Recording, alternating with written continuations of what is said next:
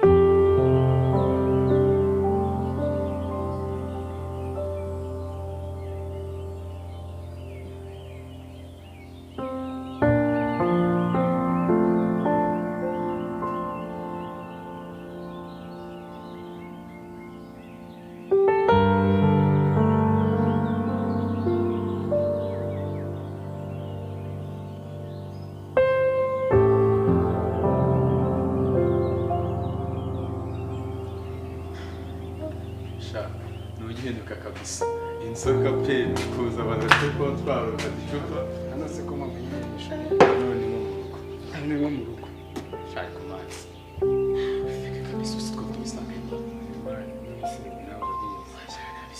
habiye mpamvu situmu n'ibisanga ubundi saa 4 n'igice saa 5 rero uramuzi byagenze bitewe nko kumucika nyine yaramukundira kugira ngo bagiye kugenda mu kazi ariko nani mutamubiri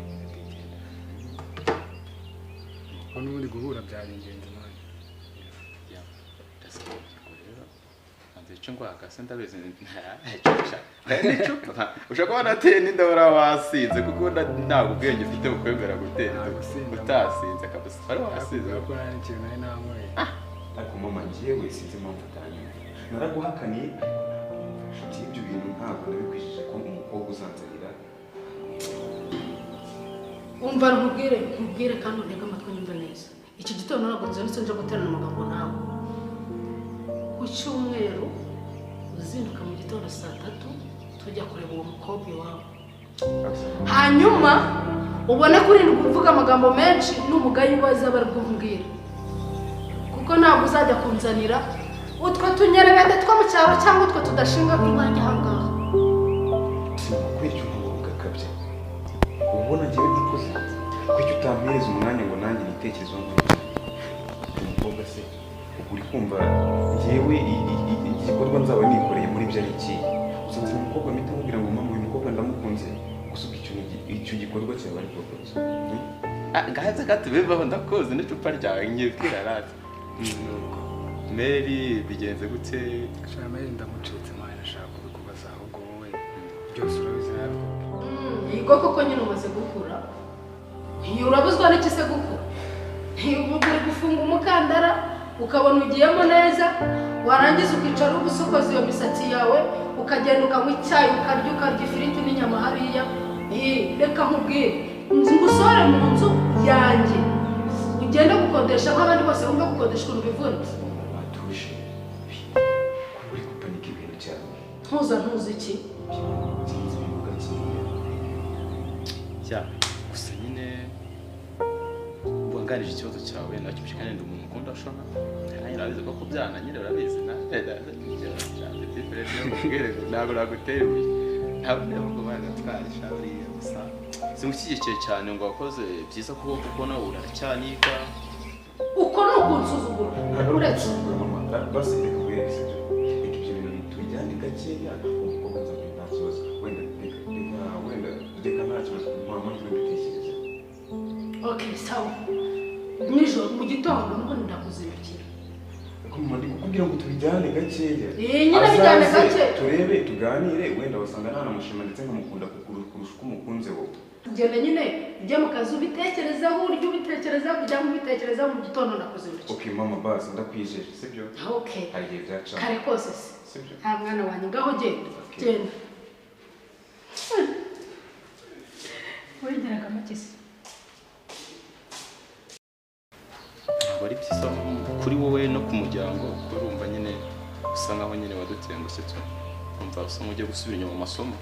Ariko nyine ngo kaje karemerwa. Nta kundi. Gusa ni narabiganiza ababyeyi neza. Uramu baby rero ufite ikibazo kimwe. Yes. Ndumva namubwirira ndakayibura. Tife. Kwihanganiye kenshi gashoboka urabizi ndemene ibanga ndanaribika n'umugore bararimenya kugira ngo tudushyire ibintu ku murongo. None uri uko bwije uko bucyo ugenda ufata indi myanzuro uyi. Ndabizi nawe ko atabyemera n'ubundi. Nawe ntiyabyemanye akirega nari nabibu twaranavuganye rega nuko wenda nanze kubikubwira ngo udasaragurike cyose ukamubwira nabi ariko ngiye yambwiye ko uriya mwana ashaka kumukora muri kare agomba kumera wamufasha utamufasha azamurera kandi nawe muri inyuma nzamufasha uko bishoboka byose uriya mwana avuka tuzamwitaho. Usigaye muvugana se nahari? Wonye mwuzukuru natwe umwuzukuru umuryango tukamutererana umfa kate kuzingiwe nateye gusizinga amafaranga ya Kigozi ari hafi. Ariko niba ngombwa njye nzafata umwanzuro wanjye kandi nawe uzanyitanga kugira ubu nzumva ukwiriye tu. What?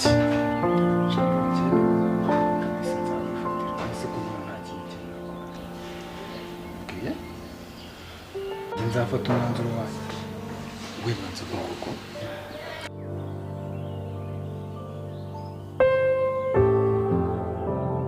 Yewe nari ngukumbuye uziko kwiruka kwawe mu rugo bifite umumaro. Nubwo pe Ni ngombwa bigananje gusushingana za. Mana mfite amahirwe uyu munsi kuba twirirwanye pe. Nanjye mbagira ubine. Umunsi mwiteho. Kaba karwaye na buri mwanya. Ariko nyine mu gihe mbafite ibyago umusaruro abati byiwe mu cyumweru azamura mu munsi umwe mwiteho. Uyu munsi nuko nyitaho. None se sheri ibintu twavuganye urabyibuka? Byo kuri Rafa. Sawa cyangwa afite akazi kenshi. Bafite ibintu byinshi mu mutwe n'ikibuza. Warinze. Sheri nawe ushaka kundakaza. Ntabwo nakubwiye ko Rafa nshaka kamu mukazana. Iyo ngingo iragaragaza ko Ndinde uko utayigarura ariko Rafael ubona adakuze ashaka agomba gushaka umugore kandi wa mukobwa wo kuri wa muryango wa wundi waduteje imbere. Subyibuka? Yaravuye hanze. Nukuvuga ngo rero nshaka yuko bahura. None se umukobwa yageze mu Rwanda si ubundi uwo mukobwa uri kuguya umuhatiriza cyambere cyura muhungu n'umuntu ukuze n'umuntu uzi kwireberera no kubera iki uwo mukobwa uri kumwinjirira cyane ushaka ko ari we yashaka yabuze undi mukobwa ku buryo yakishimira ku buryo ese icyambere cyo nimba atari kumushaka ntabwo ari umuntu wahatiriza uriya ni umuntu ukuze ashobora kwibonera undi mukobwa mwiza yikundiye kuba rero wamushingira umukobwa umva mubwire sheri imyaka afite nibyo koko arakuze ariko wibuke ko ndi nyina cyangwa wa mugabo wamubwiye ko ntamubyaye akaba ariyo mpamvu nawe ahera ansuzugura. Uzi koko ko ariyo mpamvu utuma nsuzugura?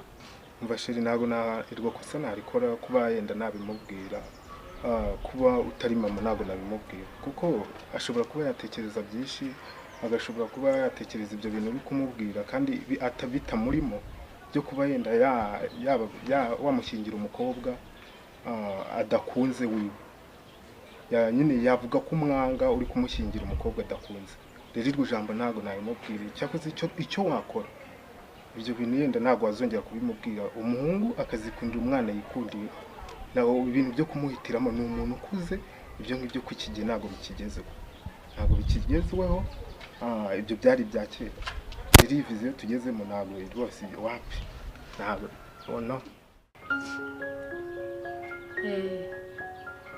no noneho muri make ushatse kuvuga ngo nkurerera nabi. Muri make ushinjije ko namureze nabi ari njye umufata nabi ndi umubyeyi mubi. None se kuba ndi kumubwira ngo ashaka umukobwa ufite amafaranga umwana wacu atazicwa n'inzara niyo mpamvu umunsuzuguza karakagera. Ariko wa mugabo uzi ko wajya ngo uri ntashima nibyo byaga koko urambabaje rwose kunteza umwana kandi ari igihe wamubyaye. Naramureze maze kumurera murera ari uruhinja kuva ari uruhinja kugeza hageze hara sijye wamureraga. None se niyo nyiturano mpaye kubera iki utanshyigikira hanyuma ngo uriya mukobwa ashakwe n'uramungu wacu? Ese igihombo kirimo ni iki cyo kuba imari nkire yaza mu yacu twese twabona ngo dutere imbere? Mbashe uriya mwana ntabwo ari kumusuzuguza. Uriya mwana icyambere cyo muza ndagira ngo mumufashe tumurere hamwe nawe tuzabyara.